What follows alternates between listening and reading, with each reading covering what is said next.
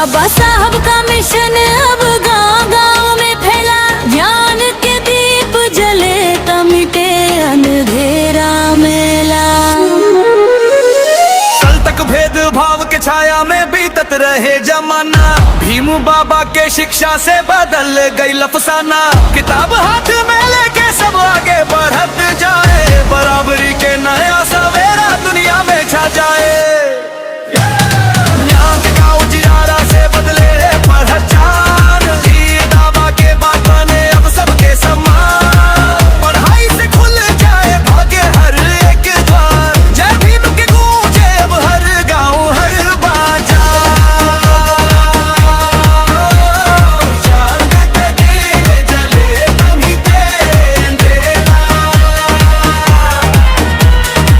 संघर्ष के राह पे चल के बाबा इतिहास बनले, संविधान के दीप जला के अधिकार दिल में। नीला झंडा ऊंचा करके सबके राह दिखवले, समानता के सपना दुनिया भर में सजवले। हम भी कसम उठाई मिशन आगे बढ़ाई,